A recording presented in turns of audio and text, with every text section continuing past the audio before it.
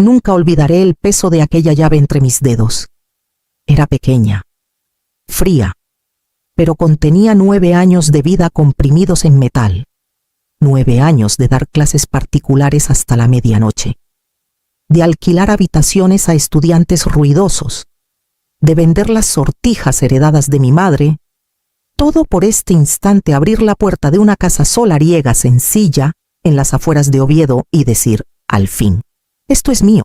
El aire húmedo del campo asturiano me envolvía cuando crucé el portón de hierro forjado. El jardín aún mostraba cicatrices de abandono, pero para mí era un lienzo en blanco. Caminé despacio por el corredor de piedra, deteniéndome en cada detalle como quien recita de memoria un poema largamente esperado.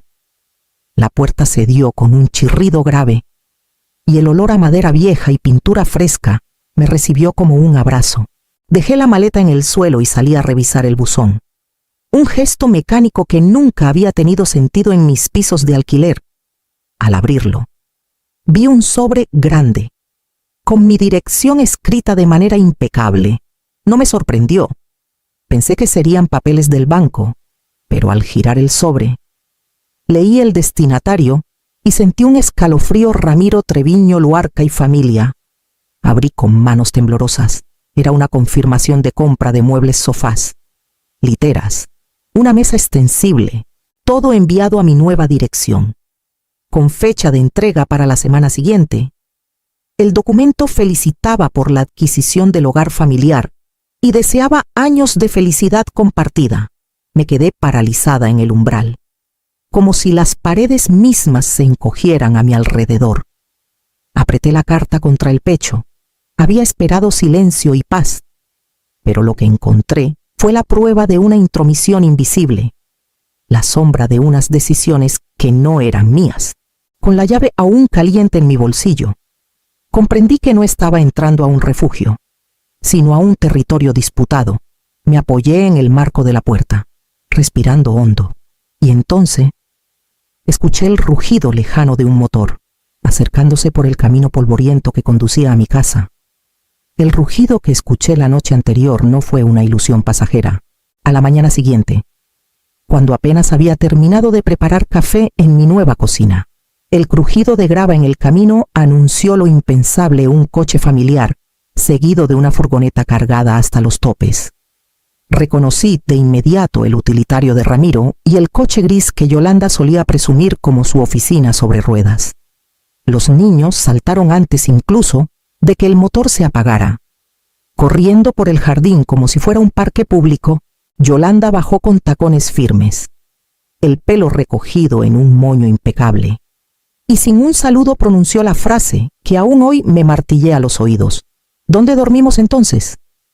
Lo dijo como quien reclama una reserva confirmada, no como quien pide un favor. Me quedé inmóvil en el porche, sujetando la taza entre las manos. Ramiro bajó detrás de ella, con el gesto cansado, incapaz de sostenerme la mirada. Arrastraba una maleta enorme y detrás venían otras 2, empujadas por los niños como si aquello fuera la mudanza natural de su vida.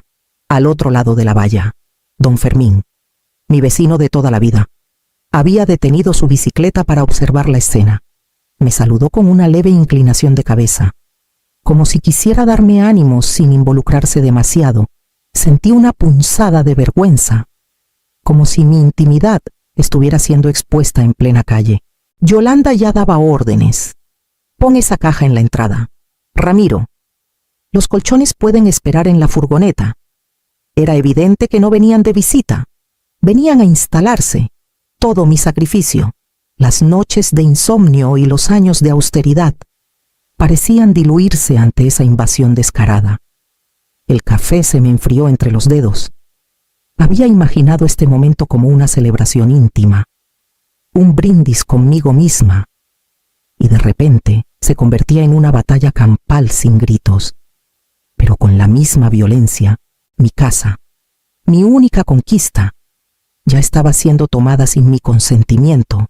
Respiré hondo, intentando encontrar la voz que tantas veces se me había ahogado. Sabía que lo que dijera en ese instante marcaría el destino de todo lo que vendría después. mientras veía cómo descargaban cajas con total naturalidad. Una punzada en la memoria me devolvió a aquella cena en casa de mi hijo. Meses atrás, habíamos reunido a la familia un domingo, como tantas veces, y yo, con un orgullo tímido, comenté que por fin el banco había aprobado mi hipoteca. Fue entonces cuando Yolanda, con esa sonrisa que nunca sé si es cordial o desafiante, levantó la copa y exclamó, por fin. La casa de todos hubo risas, palmas en la mesa, y Ramiro, en lugar de aclarar, se limitó a asentir con un gesto ambiguo. Yo me sonrojé, pensando que era una broma torpe, y cambié de tema para evitar discusiones. Ahora, viendo cómo una de las cajas llevaba escrito ropa invierno, niños con rotulador negro, entendí que aquella frase había sido un aviso, no un chiste. Yolanda no improvisaba. Ella siempre planeaba con meses de antelación. Decidí entrar en la casa para recuperar el aliento. En la encimera de la cocina, junto a mi taza de café frío, encontré algo que me heló la sangre, un llavero con la copia de mi propia llave. Aún con la etiqueta de la ferretería del barrio, Yolanda debía de haberlo dejado sin querer en el trajín de ordenar las cajas. Lo tomé entre mis dedos y sentí un sudor frío recorrerme la espalda. ¿Cómo había conseguido la llave original? La única explicación era que Ramiro, en alguna visita anterior, se la hubiera prestado bajo pretexto inocente. Lo miré por la ventana, allí estaba, agachado, sujetando una caja mientras sus hijos corrían a su alrededor. Su expresión abatida confirmaba lo que yo temía, él lo sabía. Me senté, respirando despacio, tratando de ordenar la avalancha de recuerdos, cada vez que había callado para no incomodar, cada vez que había dejado pasar un comentario de Yolanda, cada vez que había preferido evitar el conflicto. Todo eso había sembrado el terreno que ahora intentaban reclamar como suyo. Apreté el llavero en el puño y me prometí no volver a ceder terreno. Cuando Yolanda entró, sonriente, y me preguntó dónde estaba el cuarto de invitados, supe que el verdadero enfrentamiento apenas comenzaba. Apenas me senté en el salón para intentar ordenar mis ideas. Yolanda apareció con su tono ensayado de víctima, señaló a los niños, que correteaban por el pasillo como si ya vivieran allí, y me dijo con voz cargada de gravedad: «Ya están matriculados en el colegio del barrio, no podemos volver atrás. Además, entregamos el piso en Gijón, no tenemos a dónde ir». Me quedé helada. Ramiro, con la mirada baja, añadió: «Si no es aquí, ¿a dónde vamos?» «Mamá». Esa última palabra, mamá, pronunciada con supuesta ternura, me atravesó como un puñal. No era un ruego, era una orden disfrazada de súplica. El aire del salón se volvió espeso, y con él llegaron recuerdos enterrados. Tenía 18 años cuando me ofrecieron una beca para estudiar filología en Salamanca. El sueño de mi vida: libros, viajes, un futuro distinto. Pero mi hermano menor enfermó gravemente y alguien debía cuidar de él. Mis padres trabajaban, mis hermanas estaban casadas, así que yo, la obediente, renuncié, guardé la carta de aceptación en un cajón y me dediqué a limpiar, cocinar y velar por la fiebre de otro. Nadie me lo pidió de rodillas, pero todos lo esperaban de mí. Ahora, medio siglo después, la escena se repetía. Otra vez la responsabilidad caía sobre mí. Disfrazada de deber moral, otra vez me empujaban a sacrificar mi vida para sostener la comodidad de los demás. Me mordí los labios.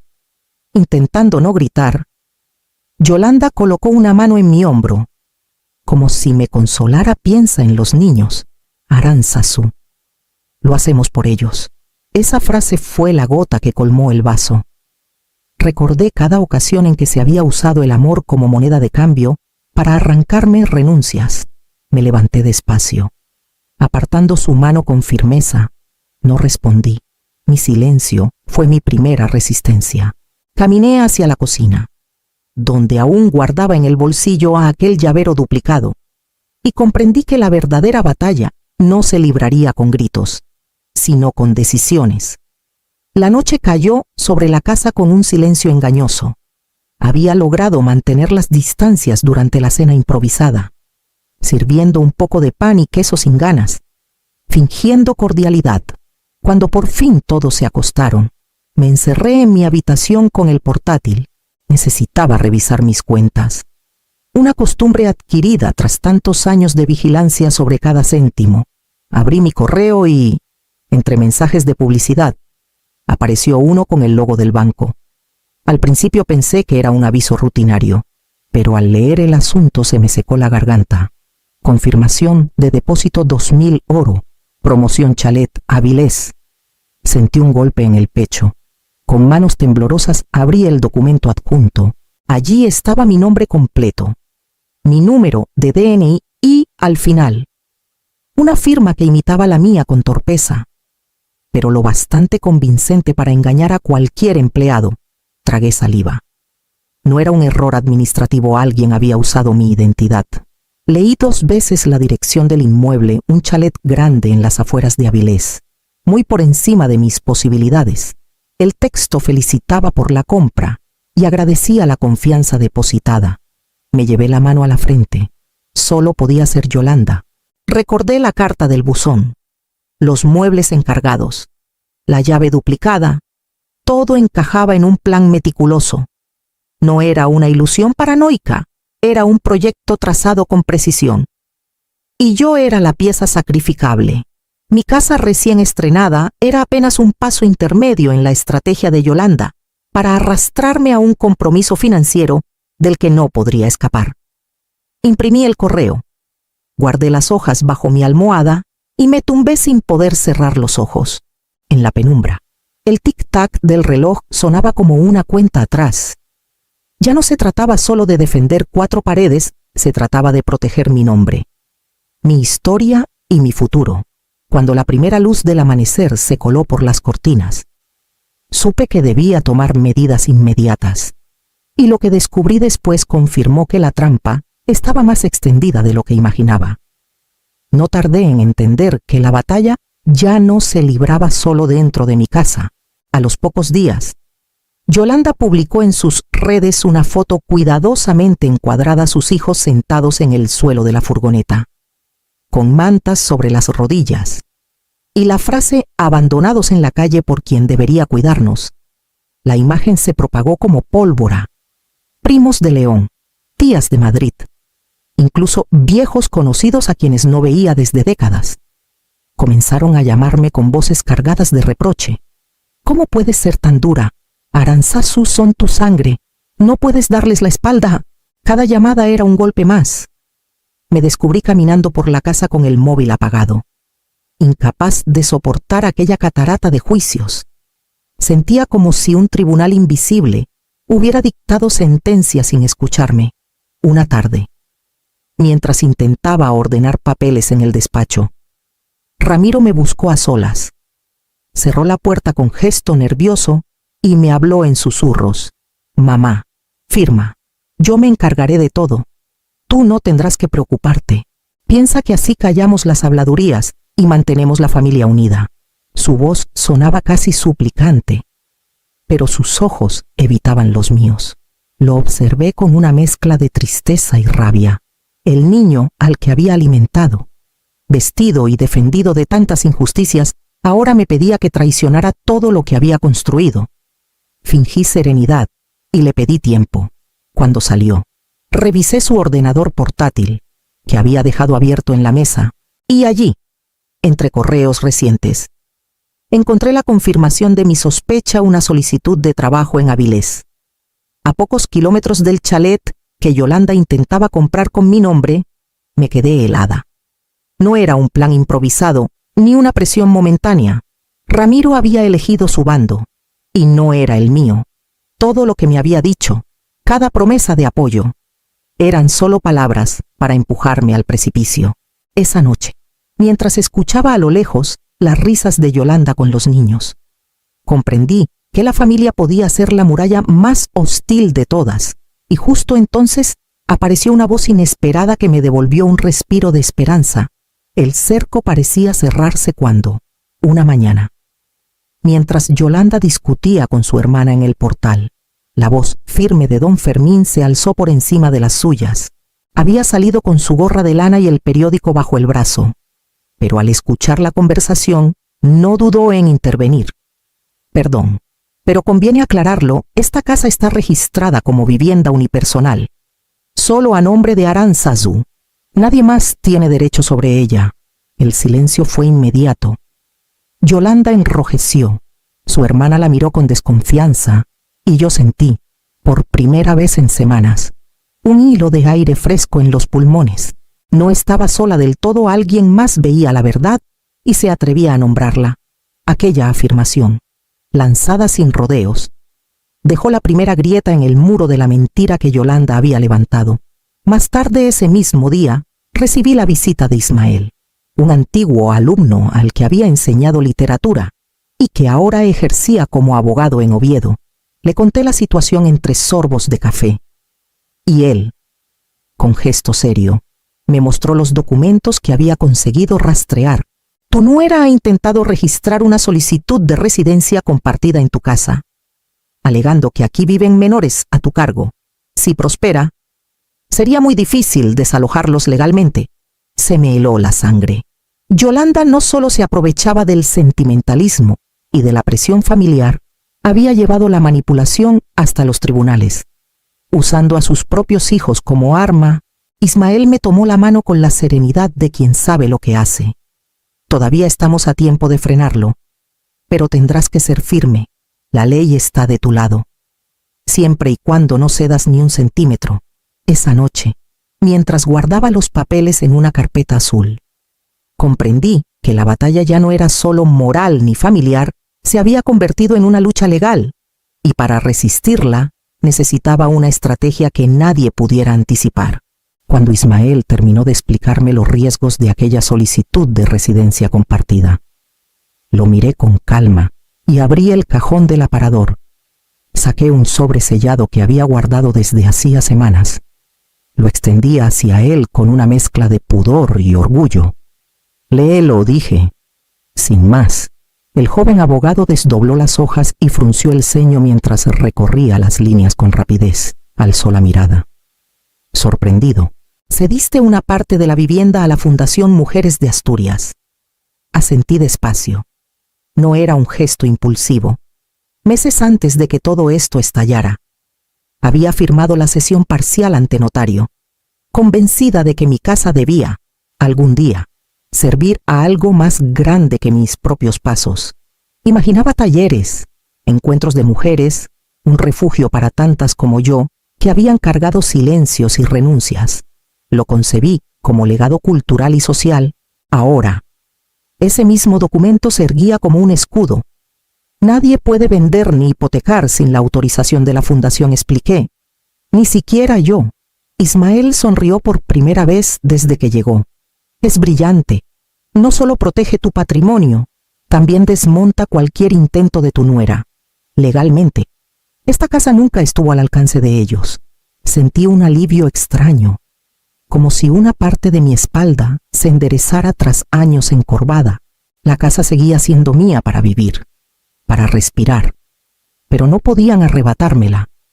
De pronto comprendí que, sin saberlo, me había adelantado a la embestida. Esa noche, mientras ordenaba mis papeles en la carpeta azul, escuché a Yolanda dar indicaciones a los niños sobre su nueva habitación y a Ramiro hablar por teléfono de entrevistas laborales en Avilés. Sonreí con amargura. Ignoraban por completo que construían castillos sobre arena. Guardé el sobre bajo llave, convencida de que el momento de mostrarlo llegaría, y cuando lo hiciera, la farsa de la familia entera se derrumbaría de golpe. El salón se convirtió en una sala de audiencias improvisada. Yolanda, con los brazos cruzados y el mentón en alto, abrió fuego sin rodeos. Queremos la copropiedad. Es lo justo después de todo lo que hemos invertido en esta familia. Sus palabras sonaban calculadas, como si hubiera ensayado cada sílaba frente al espejo. Ramiro permaneció sentado en la esquina, con la mirada clavada en el suelo, afuera, a través de la ventana. se escuchaba el llanto apagado de los niños dentro del coche. Un coro de inocencia usado como escudo. No respondí de inmediato.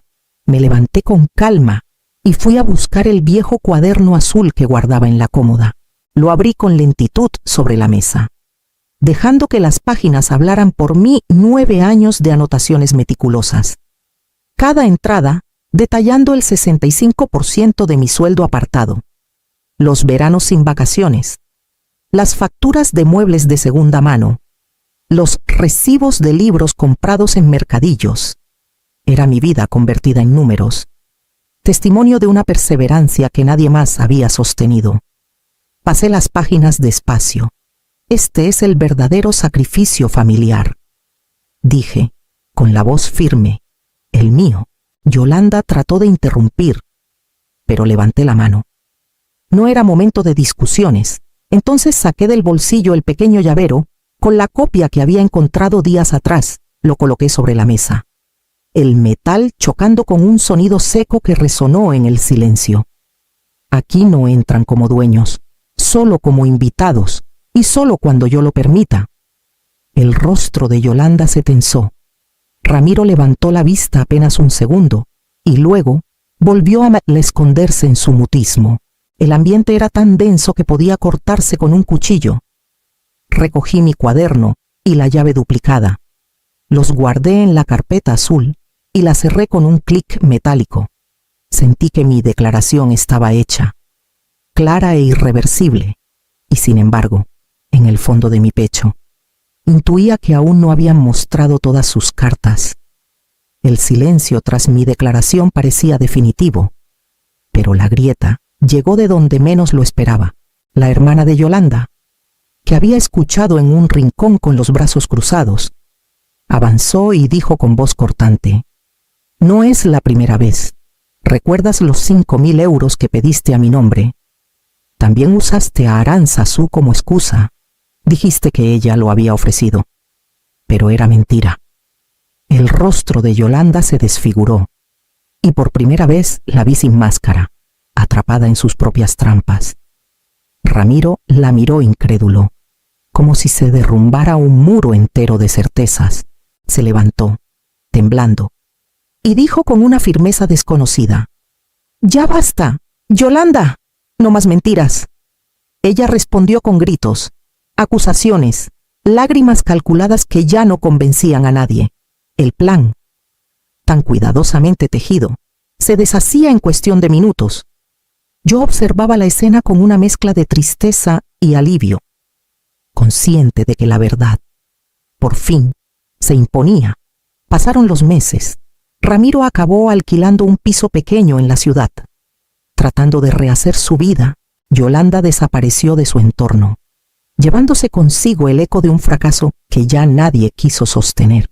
Los niños, ajenos a las batallas de los adultos, empezaron de nuevo en otro colegio. Yo, en cambio, encontré un rumbo distinto. Abrí en mi casa un círculo de lectura para viudas y jubiladas, mujeres que también habían cargado renuncias invisibles, entre libros y conversaciones. Nos descubrimos vivas, todavía capaces de crear. Mi sobrina Soraya, desde México, organizó un grupo paralelo inspirado en el nuestro, conectándonos a través de videollamadas y lecturas compartidas. Una tarde de otoño, mientras el sol se escondía tras los tejados de Oviedo y el salón se llenaba de voces amigas, pensé en todo lo ocurrido. No había recuperado solo una casa, había recuperado mi voz. Y si la verdadera herencia que podemos dejar no son paredes ni llaves, sino la valentía de decir no cuando todos esperan un sí,